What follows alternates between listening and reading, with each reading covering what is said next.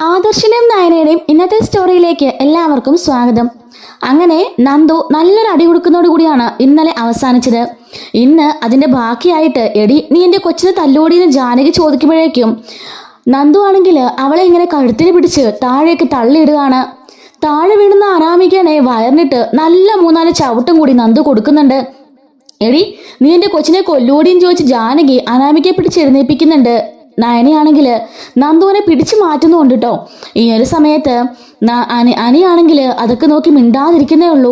നീ എൻ്റെ കൊച്ചിനെ തല്ലിയല്ലടി, നീ അനുഭവിക്കും, നീ കണ്ടോ, നിന്നെ ഞാൻ ശരിയാക്കി തരാം എന്ന് പറയുന്നുണ്ട്. അപ്പോഴേക്കും നന്ദു ചോദിക്കാണ്, പിന്നെ എൻ്റെ ചേച്ചി തല്ലിയ ഞാൻ നോക്കിയിരിക്കുമെന്ന് കരുതിയോ? മര്യാദയ്ക്ക് ഇവളെ വിളിച്ചോണ്ട് ഇവിടുന്ന് പോയിക്കോ, അല്ലെങ്കിൽ നിങ്ങൾക്കിട്ടും കിട്ടും എന്ന് പറയുന്നുണ്ട്. ജലജ പറയാണ്, അവളെ കരാട്ടയും കുമ്പുമൊക്കെയാ, ബാ നമുക്ക് പോയേക്കാൻ ജാനകി, വെറുതെ തടി കേടാക്കണ്ട എന്ന് പറയുന്നുണ്ട്. ജാനകി പറയാണ്, എന്താടി നീ വലിയ പ്രസംഗിക്കുന്നത്, ഇതിനൊക്കെ നീ അനുഭവിക്കും, നീ കണ്ടോ, ഇനി തുടങ്ങാൻ പോകുന്നേ ഉള്ളൂ എന്ന് പറയുമ്പോഴേക്കും നന്ദു പറയുന്നുണ്ട്, മര്യാദയ്ക്ക് എൻ്റെ വീട്ടിൽ നിന്ന് ഇറങ്ങിപ്പോ, എൻ്റെ വീട്ടിൽ നിങ്ങൾ സംസാരിക്കണ്ടെന്ന് പറയുമ്പം ജാനകി പറയാണ്, ഇത് ആദർശ് എടുത്തുന്ന വീടല്ലെന്ന് ചോദിക്കാണ്. അതെ, ആദർശേട്ടൻ ഞങ്ങൾക്ക് എടുത്തുന്ന വീടാ, അതുകൊണ്ട് ഇത് ഞങ്ങളുടെ വീട് തന്നെയാ, അതുകൊണ്ട് മര്യാദയ്ക്ക് ഇവിടെ നിന്ന് ഇറങ്ങിപ്പോയിക്കോ, അല്ലെങ്കിൽ ഇവൾ ഇനിയും മേടിക്കും എന്ന് നന്ദു പറയുന്നുണ്ട്. അപ്പോഴേക്കും അനാമിക പറയാണ്, നീ നോയിക്കോളി, എന്നെ നീ ഉപദ്രവിച്ചല്ലേ, നീ അനുഭവിക്കാതെ പോവില്ല എന്നൊക്കെ പറയുമ്പോഴേക്കും നന്ദു പറയുന്നുണ്ട്, നിന്റെ ഭർത്താവിനെ നിന്നെ സ്വന്തമാക്കി എടുക്കേണ്ടത് നിന്റെ കടമയാ, അല്ലാതെ നാട്ടിലുള്ള പെമ്പിള്ളേരെല്ലാം പുറകെ നടക്കാതിരുന്നാലേ നിനക്ക് അതിന് സമയം കാണുള്ളൂ, അതുകൊണ്ട് പോയി ഭർത്താവിനെ സ്നേഹിക്കാൻ നോക്കടി, മര്യാദയ്ക്ക് ഇറങ്ങി പോടി എന്നൊക്കെ പറയുന്നുണ്ട്. നയനെ പറയാണ്, അനി ഈ കാര്യം മറ്റാരും അറിയരുത്, എൻ്റെ മോൻ പോയിക്കോ, ഇവിടെ നിൽക്കണമെന്ന് പറയുമ്പം ജലജ ചോദിക്കാണ്, എന്താണ് ഇനി ആ കിളവനും കിളവിയും കൂടെ വന്നിട്ട് വരാൻ നിൽക്കുവാണോ, നീ മര്യാദയ്ക്ക് ഇങ്ങോട്ട് ഇറങ്ങി വാടാ എന്നൊക്കെ പറയുന്നുണ്ട്. ജാനകി അനിയുടെ കയ്യിലും പിടിച്ച് വലിക്കുന്നുണ്ട് കേട്ടോ. അങ്ങനെ അനിയോട് നയനെ പറയാണ്, മോൻ പോയിക്കോ, മോൻ ഇവിടെ നിൽക്കണ്ട എന്നും പറഞ്ഞിട്ട് അനിയെ പറഞ്ഞു വിടുന്നുണ്ട്. അങ്ങനെ ഇവരെല്ലാവരും കൂടി അനന്തപുരിയിലേക്ക് ചെല്ലുന്നുണ്ട്. അപ്പോഴേക്കും ആ നയനെ ചോദിക്കാണ്, എന്താ മോളെ ഈ കാണിച്ചത്, മോൾ എന്തിനാ അങ്ങനെയൊക്കെ ചെയ്തേ, പിന്നെ എൻ്റെ ഏച്ചിനെ പിടിച്ച് തള്ളിയാ ഞാൻ നോക്കി നിൽക്കുന്നത് കരുതിയോ, അവകിട്ടെ 2 കൊടുക്കണമെന്ന് കുറെ കാലമായി ഞാൻ ഓർക്കുന്നു, ഇന്ന് അതിന് അവസരം ഒത്തത്, ഇതിന്റെ പേരിൽ ഇനി എന്തൊക്കെ ഉണ്ടായാലും ഒരു കുഴപ്പമില്ല, ചേച്ചി പിടിച്ച് തള്ളിയിട്ടല്ലേ, അതുകൊണ്ട് മുത്തശ്ശനും മുത്തശ്ശിയും ആദർശേട്ടനും ആരും ഒന്നും പറയില്ല ചേച്ചി അതോർത്ത് പേടിക്കണ്ട, നമുക്കൊന്ന് ആശ്രയിൽ പോയാലും ചോദിക്കുമ്പം വേണ്ട മോളെ, മുറിവൊക്കെ കരിഞ്ഞാലേ എനിക്ക് കുഴപ്പമൊന്നുമില്ല എന്ന് പറയുന്നുണ്ട് കേട്ടോ. അനന്തപുരിലേക്ക് ചെല്ലുമ്പോ ദേവയാനി അവിടെ ഇരിപ്പുണ്ട്. അങ്ങനെ ഇവര് 3 പേരും ചെന്നിട്ട് പറയാണ്, ദാ അവനുണ്ടല്ലോ ആ അനി, ഒന്നും നോക്കി പോലെ ഇല്ല വല്യമ്മേ, അവനവിടെ നിന്ന് രസിക്കുകയായിരുന്നു. അനി പറഞ്ഞിട്ട്, അതെ ഞാൻ അത് കണ്ട് സന്തോഷിക്കുകയായിരുന്നു, നിനക്ക് 2 കുറവുണ്ടായിരുന്നു, ഇന്ന് എനിക്ക് സമാധാനമായത്, നന്ദുവിന് ശരിക്കും കിട്ടിയല്ലോ, ഞാൻ നയനച്ചിനെ കാണാനാ പോയത്, നീ എന്തിനാ ആവശ്യം എന്നെ ഫോളോ ചെയ്തു വന്ന് വെറുതെ പ്രശ്നങ്ങൾ ഉണ്ടാക്കി എന്ന് ചോദിക്കാണ്. ദേവയാൻ ചോദിക്കുന്നുണ്ട്, നീ എന്താടാ ഇങ്ങനെയൊക്കെ, നിന്റെ ചേട്ടന്റെ പാത പിന്തുടരുകയാണെന്നാണല്ലോ നീ എപ്പോഴും പറയാറ്, എന്നിട്ട് അവന്റെ ഭാര്യ സ്നേഹിക്കുന്നുണ്ടോ, നീ എന്നിട്ട് സ്നേഹിക്കുന്നുണ്ടോ നിന്റെ ഭാര്യനെ എന്ന് ചോദിക്കുമ്പോഴേക്കും അവൻ പറയാണ്, സ്നേഹമൊക്കെ മനസ്സിൽ നിന്ന് വരേണ്ടതാ, അല്ലാതെ അടിച്ചും പിടിച്ചും മേടിച്ചെടുക്കേണ്ടതല്ല, അത് ഇവൾക്കൊന്ന് പറഞ്ഞു കൊടുക്ക്, അല്ലാതെ എനിക്കൊന്നും പറയാനില്ലെന്ന് പറയുന്നുണ്ട്. അപ്പോഴേക്കും ജാനകി പറയുന്നുണ്ട്, എന്താടിയാ എന്റെ കുഞ്ഞിനെ അടിച്ചെന്നറിയാവോ, അവള് ഇട്ട് ചവിട്ടുമായിരുന്നു തറയിട്ട്, അത് നോക്കി അവൻ നിന്നു. വല്യമ്മേ, ഇല്ല വല്യമ്മേ, എനിക്കിനി ഇവിടെ നിൽക്കാൻ വയ്യ, ഞാൻ എൻ്റെ വീട്ടിലേക്ക് പോവാ, എൻ്റെ വീട്ടുകാരോട് ഞാൻ പറയാൻ തുടങ്ങിയതാ, അപ്പോഴാ എന്നെ അമ്മ തടഞ്ഞത്. അയ്യോ മോളെ, മോളുടെ വീട്ടുകാരോടൊന്നും ഇത് വിളിച്ച് പറയല്ലേ, അവർക്ക് ആകെപ്പാടെ വിഷമാകും. ഇല്ല വല്യമ്മേ, ഞാൻ പറയും, ഞാൻ എൻ്റെ വീട്ടിലേക്ക് പോവാ, ഇനി സഹിക്കാൻ എനിക്ക് വയ്യ എന്ന് അനാമിക പറയുന്നുണ്ട്. കണ്ടോ എൻ്റെ കവിളത്തെ പാട് കണ്ടോ, എൻ്റെ വയറിലൊക്കെ അവളുടെ ചവിട്ടി, എനിക്ക് വയറും നടുവൊക്കെ വേദനയാ. ദേവേനെ പറയാണ്, ഓ എന്തൊരു പെണ്ണാ അവള്, പെണ്ണെന്നൊക്കെ വിളിക്കാൻ പറ്റുമോ, എന്താ അടി അവൾ അടിച്ചത് എന്നൊക്കെ പറഞ്ഞ് പരസ്പരം അവരിങ്ങനെ പോരടിച്ചുകൊണ്ടിരിക്കുകയാണ്. അനി പറയുന്നുണ്ട്, ഇവള് ഇറന്നു വാങ്ങിയതെല്ലാം അവിടെ ചെന്ന് വായ അടങ്ങി വെക്കണമായിരുന്നു, അല്ലാതെ നയനേച്ചി പിടിച്ച് തള്ളിയാ പിന്നെ നന്ദു നോക്കി നിൽക്കോ, നയനേച്ചി വേണ്ടെങ്കിൽ അത് ക്ഷമിച്ചു നിൽക്കും, പക്ഷെ നന്ദു അങ്ങനല്ല, 5-6 ആണുങ്ങൾ വരെ ഒറ്റയ്ക്ക് എടുത്തിട്ട് അലക്കുന്നവളാ, ഇവള് ഈ രീതിക്കെങ്കിലും ഇങ്ങോട്ടേക്ക് വരാൻ പറ്റിയതേ വലിയ ഭാഗ്യമാണെന്ന് കരുതിയാൽ മതി എന്നും പറഞ്ഞിട്ട് അനി അവിടുന്ന് പോകുന്നുണ്ട്. കണ്ടോ ഇപ്പൊ പോലും അവൻ പറഞ്ഞത് അവന്മാരെ സപ്പോർട്ട് ചെയ്താ, എന്നോട് അവനൊരു സ്നേഹവും ഇല്ല വല്യമ്മേ എന്നൊക്കെ പറഞ്ഞ് അവളെ കരയുന്നത് വീണ്ടും. അതേ സമയത്ത് അനി മാറിപ്പോയി നിന്നിട്ട് ആദർശിനെ വിളിക്കുന്നുണ്ട്, ആദർശേട്ടാ പെട്ടെന്ന് ചേച്ചിയുടെ വീട്ടിലേക്ക് ഒന്ന് ചെല്ലണം, എന്താടാ എന്തെങ്കിലും പ്രശ്നമുണ്ടോ, അതൊക്കെ അവിടെ ചെല്ലുമ്പോൾ മനസ്സിലാവും, ഏട്ടൻ പെട്ടെന്ന് അങ്ങോട്ടൊന്ന് പോ എന്ന് പറയുന്നുണ്ട്. ഇതും കേട്ടുകൊണ്ട് അങ്ങോട്ടേക്ക് അനാമിക വരികയാണ്.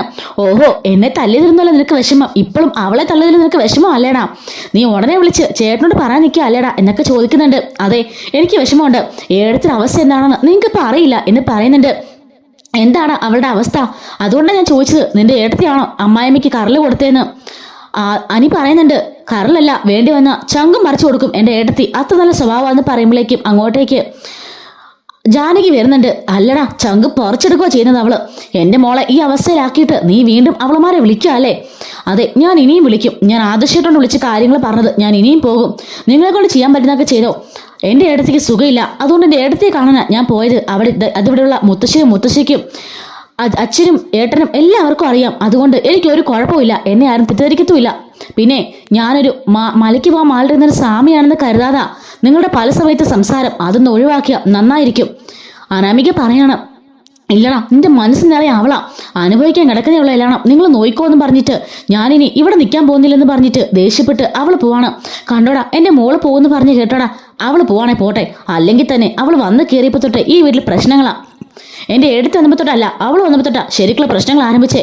എത്ര പേരാ ഇപ്പൊ ഹോസ്പിറ്റലിൽ കയറി ഇറങ്ങി, ഒന്ന് ആലോചിച്ച് നോക്കിയേ. അവൾ പോവാണെങ്കിൽ അത്രയും സമാധാനമാണ് എനിക്ക്. നീ പറയുന്നതിന്റെ കാരണം മൊത്തം അവളുമാർ നിന്റെ മനസ്സിലുള്ളതുകൊണ്ടാടാ. അവളുമാർ മുടിഞ്ഞു പോത്തേ ഉള്ളൂടാ, നശിച്ചു പോത്തേ ഉള്ളൂ.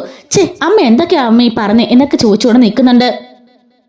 സംഭവങ്ങളെല്ലാം പറഞ്ഞിട്ട് ആദർശ് ഭയങ്കര ഒരു ആ സെന്ററിൽ നല്ല ഒരു സ്നേഹത്തോടു കൂടി നമ്മുടെ നയനെ കാണാൻ വേണ്ടി നന്ദാവനത്തിലേക്ക് ഓടി കയറി ചെല്ലാണ്. നന്ദു മോളെ എന്താ പറ്റിയേ? അനി കാര്യങ്ങളെല്ലാം പറഞ്ഞില്ലേ? ഇല്ല, ആദർശം പെട്ടെന്ന് ഇങ്ങോട്ടേക്ക് വരാനേ പറഞ്ഞുള്ളൂ. എന്താ മോളെ, എന്താ കാര്യം? നയന എവിടെ? അച്ഛനമ്മ എവിടെ? ഹോസ്പിറ്റലിലേക്ക് കൊണ്ടുപോയോ? വളരെ വെപ്രാളത്തോട് കൂടിയിട്ടാണ് കേട്ടോ ആദർശ് ചോദിക്കുന്നത്. നന്ദു പറയാണ്, ഏട്ടത്തി അകത്തുണ്ട്, ചേച്ചി അകത്തുണ്ട്, ചേട്ടൻ അങ്ങോട്ടേക്ക് ചെന്ന് നോക്ക്, അപ്പൊ മനസ്സിലാവും. അങ്ങനെ പറയുമ്പോഴേക്കും ആദർശ് മുറിയിലേക്ക് ഓടുകയാണ്. നയനെ നിനക്ക് എന്താ സംഭവിച്ചേ? എന്താ പറ്റിയേ? ആനെ വിളിച്ച് പറഞ്ഞു കേട്ടപ്പോ ഞാൻ പേടിച്ചു പോയി, വീണെന്നൊക്കെ പറഞ്ഞു. അപ്പോഴേക്കും നയനെ പറയണം ഇത് അവൻ ഉടനെ ആദർശിനെ വിളിച്ച് പറഞ്ഞോ. അപ്പോഴേക്കും അങ്ങോട്ടേക്ക് നന്ദു വരുന്നുണ്ട്. എന്താ മോളെ, എന്താ സംഭവിച്ചേ? അനി ചേച്ചിക്കുള്ള മരുന്നുമായിട്ട് ഇങ്ങോട്ടേക്ക് വന്നിരുന്നു. അവനെ എവിടെ വെച്ച് കണ്ട് ഫോളോ ചെയ്ത് അനാമികയും ജാനകിയും അതുപോലെ ജലജയും വന്നിരുന്നു. അവര് മൂന്നുപേരുടെ വന്ന് ചേച്ചിയുമായിട്ട് ഭയങ്കര വാക്കുതർക്കായിരുന്നു. അതിനിടയിൽ അനാമിക ചേച്ചിയെ പിടിച്ച് തള്ളി നാട് പിടിച്ചാ വീണേ. ഈശ്വര, വീണോ എന്ന് ചോദിക്കാണ്. എന്നിട്ട് നിങ്ങളൊന്നും ചെയ്തില്ലേ? അത് പിന്നെ അതിശട്ടാ, എനിക്ക് അപ്പൊ എന്റെ നിയന്ത്രണം വിട്ടുപോയിട്ട് ഞാൻ അവൾക്ക് ശരിക്കും നാളെ കൊടുത്തിട്ടുണ്ട്. കൊടുത്തല്ലോ, നന്നായി. ഞാൻ ആ സമയത്ത് ഉണ്ടായിരുന്നെങ്കിൽ അവളെ ഞാൻ അതിലപ്പുറം കൊടുത്തേനെ. എന്തായാലും മോള് തിരിച്ചു കൊടുത്തല്ലോ, അതെനിക്ക് ഇഷ്ടപ്പെട്ടു എന്ന് ആദർശ് പറയുന്നുണ്ട്. നയനെ പറയാണ്, ഞാൻ പറഞ്ഞതാ ഇവളെ പെട്ടെന്നുള്ള നിയന്ത്രണം വിട്ട് ചെയ്തു പോയതാ, പിന്നല്ലാതെ നിന്നെ അടിക്കുന്ന കണ്ട അവള് നോക്കി നിൽക്കോ? അങ്ങനെ ചെയ്തതേ നന്നായി. ബാ നമുക്ക് ഹോസ്പിറ്റലിലേക്ക് പോവാം. വേണ്ട അതച്ചിട്ടാ, അതിന്റെ ആവശ്യമൊന്നുമില്ല, എനിക്കിപ്പോ ഒരു കുഴപ്പമില്ല. അങ്ങനെ പറയാനൊന്നും പറ്റില്ല, മര്യാദ കിണിച്ചാ നടു പിടിച്ചായിട്ടാ ചേച്ചി വീണത്. ചേച്ചി ചുമ്മാ പറഞ്ഞതാ. നന്ദു നീ മിണ്ടായിരുന്നേ. ആദർശേട്ടാ, എനിക്ക് കുഴപ്പമൊന്നുമില്ല, ദയവ് ചെയ്ത് വീട്ടിൽ പോയി പ്രശ്നങ്ങളൊന്നും ഉണ്ടാക്കരുത്. അതെ, ഞാൻ തീരുമാനിച്ചോളാം. നന്ദു നയനെ നോക്കിക്കോ, ഞാൻ ഇപ്പൊ വരാം എന്നും പറഞ്ഞിട്ട് ആദർശ് അവിടെ നിന്ന് ഇറങ്ങുന്നുണ്ട്. നീ എന്റെ നന്ദു അങ്ങനെയൊക്കെ പറയാൻ പോയത്? പിന്നെ ചേച്ചിയെ പോലെ എല്ലാം മൂടി വെക്കുന്ന പ്രശ്നം. പറയേണ്ട കാര്യങ്ങളെ അപ്പൊ തന്നെ പറയണം, എങ്കിലേ ഇവളുമാരൊക്കെ അടങ്ങിയിരിക്കുള്ളൂ. ഇനി അനാമിക എന്നോട് സംസാരിക്കാൻ വരുമ്പോൾ ഒന്ന് പേടിക്കില്ലേ, അതാ വേണ്ടത് എന്ന് നന്ദു പറയുന്നുണ്ട്. അങ്ങനെ ദേവയാനയും അനാമികയൊക്കെ കൂടി ഇങ്ങനെ സംസാരിച്ചുകൊണ്ടിരിക്കുകയാണ്. അനാമിക ഭയങ്കര കരഞ്ഞ് മെഴുകി അങ്ങോട്ട് ഇരിക്കുകയാണ്. കറത്ത് നല്ലൊരു പാടൊക്കെ ഉണ്ട് കേട്ടോ. അപ്പോഴേക്കും അങ്ങോട്ടേക്ക് ആദർശം നല്ലൊരു മാസ് എൻട്രിയിൽ വരുന്നുണ്ട് കേട്ടോ. നല്ല കലിപ്പിച്ചിരി എൻട്രിയിൽ വരികയാണ്. ദാ വരുന്നുണ്ട് എന്ന് അനാമിക പറയുന്നുണ്ട്. ജലജ പറയാണ്, എല്ലാം അറിഞ്ഞിട്ടുള്ള വരവാന്ന് തോന്നുന്നേ, അവന്റെ വരവ് കണ്ടു എന്ന് പറയാണ്. അങ്ങോട്ടേക്ക് ആദർശ് വന്നിട്ട്, നീ ആരാടി എന്റെ ഭാര്യയെ പിടിച്ച് തള്ളാൻ എന്ന് ചോദിക്കുന്നുണ്ട്. ജാനകി ചോദിക്കാണ്, നീ മോളുടെ മുഖത്തെ പാട് കണ്ടോ? അവളെ അവളുമാരെ ഉപദ്രവിച്ചൊന്നും പറഞ്ഞില്ലല്ലേ? അതൊക്കെ വിഴുങ്ങിക്കളഞ്ഞോ? എല്ലാം പറഞ്ഞു. നയനെ തള്ളാൻ നിനക്കെന്തായാലും അവകാശം? നായനെ പിടിച്ച് തള്ളുമ്പോ നന്ദു നോക്കി നിൽക്കോ? ഞാനവിടെ ഉണ്ടായിരുന്നെങ്കിൽ നിന്നെ തല്ലുവല്ല കൊല്ലുവാ ചെയ്തേനെ എന്ന് പറയുന്നുണ്ട്. ഇതൊക്കെ കേട്ടിട്ട് അങ്ങോട്ടേക്ക് ദേവയാനി മുത്തശ്ശനും വരികയാണ്. എന്താണ് പ്രശ്നം എന്ന് ചോദിക്കുന്നുണ്ട്. അപ്പോഴേക്കും അനാമിക തിരിച്ചു പറയണം, തല്ല് എങ്കിൽ ഇയാളെന്നെ കൊല്ല് അതോടി നിന്നെ ഞാൻ കൊല്ലും, നിന്റെ സ്വഭാവത്തിനെ ഇതിലപ്പുറം ചെയ്യും, ഇത്രയല്ലേ ഉള്ളൂ എന്നോർത്ത് എല്ലാം ക്ഷമിക്കുമ്പോൾ നീ ഞങ്ങളൊക്കെ തലേ കയറാൻ നോക്കുവാണോ എന്നൊക്കെ ആദർശ് ചൂടാവുന്നുണ്ട്. എന്താ മോനെ, എന്താ പ്രശ്നം എന്ന് ചോദിക്കാണ്. അപ്പോഴേക്കും ആദർശ് പറയുന്നുണ്ട്, മുത്തശ്ശി ഇവളെ നന്ദു എടുത്തിട്ടൊന്ന് പെരുമാറി. നന്ദു എന്തിന്? അത് അവിടെ ചെന്നിട്ട് നയനെ പിടിച്ച് തള്ളി നടുപിടിച്ച് അവൾ വീണത്, അതുകൊണ്ട് എന്റെ ഈശ്വര, എന്നിട്ട് മോക്ക് എന്തെങ്കിലും പറ്റിയോ എന്ന് ചോദിക്കാണ്. അവളവിടെ ഉണ്ട്, അവളൊന്നും പറ്റിയില്ലെന്നല്ലേ പറയുള്ളൂ, അത് കണ്ടോണ്ടെന്ന നന്ദു നിയന്ത്രണം വിട്ടാ ഇവിടെ തല്ലിയത്. അപ്പോഴേക്കും കണ്ടോ എന്നെ തല്ലിയതിന് ആർക്കൊരു കുഴപ്പമില്ലല്ലേ എന്ന് അനാമിക ചോദിക്കാണ്.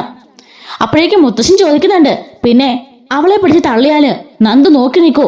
അവളുടെ അനിയത്തി അവള്, നന്ദുവിന്റെ സ്വഭാവം നിനക്ക് അറിയാലോ, അവള് പിന്നെ ചുമ്മാ ഇരിക്കുന്നാണോ നീ കരുതി എന്ന് ചോദിക്കാണ്. അപ്പോഴേക്കും അനാമിക ഞാൻ ഷോക്കായി നിൽക്കാണ്. കണ്ടോ എല്ലാവരും അല്ലെങ്കിൽ അവളുടെ സൈഡേ പറയുള്ളൂ എന്ന് പറയുന്നുണ്ട്. അത്രമാത്രം അവൾക്ക് എന്താ അസുഖം എന്ന് ചോദിക്കാണ് കേട്ടോ. ജാനകി അവളാണോ ഇടത്തേക്ക് കറല ഭാഗത്ത് കൊടുത്ത് എന്ന് പറയുമ്പോൾ എല്ലാവരും മിണ്ടാ നിൽക്കുകയാണ്. എന്തായാലും ആദർശിന്റെ ആ വരവും ഒരു മാസ് എൻട്രിയും അറാമിക്കിട്ടുള്ള ആ ഒരു ഷൗട്ടിങ് ഒക്കെ ഉണ്ടല്ലോ, കാണാൻ നല്ല രസമായിരുന്നു. ഇപ്പോഴാണ് ശരിക്കും നമ്മുടെ പത്രമാറ്റ് ഒരു അടിപൊളി ഒരു ലെവലിലേക്ക് എത്തിയിരിക്കുന്നത് കേട്ടോ. ഇപ്പൊ എന്തായാലും നല്ല സംഭവമാണ് കണ്ടുകൊണ്ടിരിക്കുന്നത്. ഇതുപോലെ തന്നെ മുമ്പോട്ടും തുടർന്ന് പോട്ടെ. അപ്പൊ ഇതിന്റെ ബാക്കിയുള്ള സ്റ്റോറീസും വരാനിരിക്കുന്ന സ്റ്റോറീസൊക്കെ നമ്മുടെ ചാനലിൽ അപ്ലോഡ് ചെയ്യുന്നുണ്ട് കേട്ടോ. മിസ്സാതിരിക്കാൻ ചാനൽ ഇപ്പൊ തന്നെ സബ്സ്ക്രൈബ് ചെയ്ത് സപ്പോർട്ട് ചെയ്യണേ. Thanks for watching.